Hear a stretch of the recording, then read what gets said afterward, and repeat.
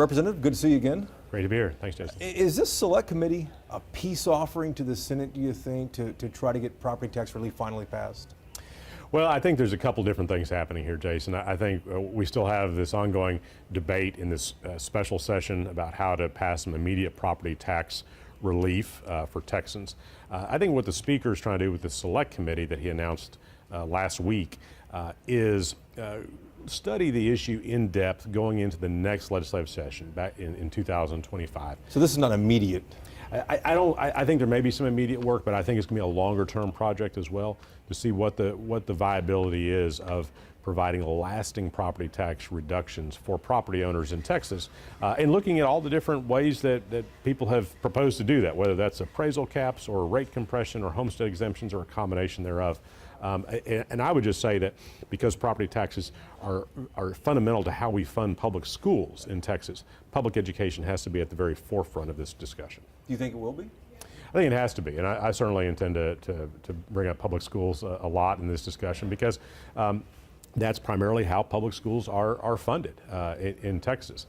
And so any discussion about how to reduce property taxes also has to include how we're going to fund public schools to provide the best education possible for more than 5 million Texas school children.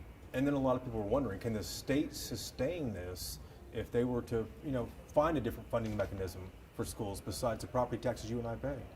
Yeah, that's the challenge, right? Because property taxes make up such a significant portion of public school funding, and Texas does not have a state income tax. Our sales tax is already pretty high. It's at 6.25% at the state level. You factor in local taxes, it's 8.25%.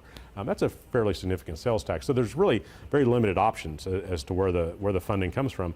So for those who say we're going to abolish property taxes forever, they got to answer the question of how you're going to fund public schools, because that's the most important thing the state does.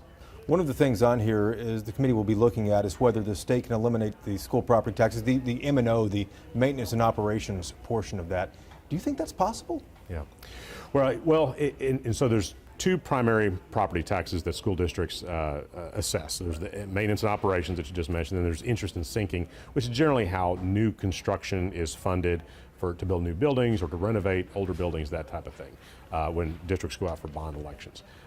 But to do away with M&O property taxes, essentially the state would have to backfill the equivalent amount of money into school districts. That's a lot of money. It is a lot of money. You're talking tens of billions of dollars.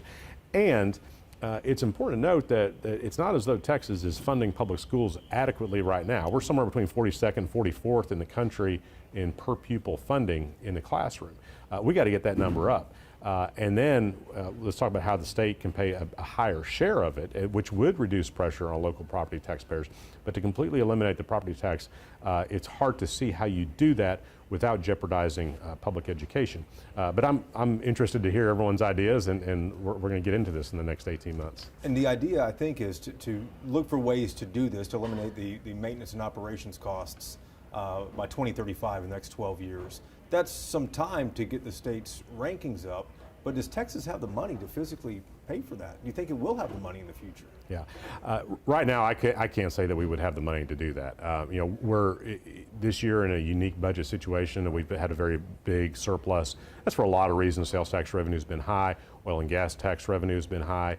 The COVID funding from the federal government has certainly helped Texas and a lot of other states, but that's not going to be a permanent situation. And so we have to plan for years in which our coffers are not as full as they are in 2023, and how you do that in a way that provides adequate funding for public schools, I think is a real question that hasn't been answered. But I think that's one of the things this committee is going to look at. When will the committee meet, and then any idea when it will report back to the Speaker? Well, take that in reverse order. The Speaker's asked that the committee report to the legislature ahead of the 2025 session. So that's a good 18 months to do this work. I don't know when the committee is going to begin its meetings. That'll be up to the chairman, Chairman Meyer. And this was just announced, a couple days ago. So I imagine we'll be hearing in the days ahead what our schedule is. Chris, do you have any indication the House is going to reconvene before the special session's over on Tuesday night to consider what the Senate has proposed? I don't have any indication that that's going to happen, no. How likely is that?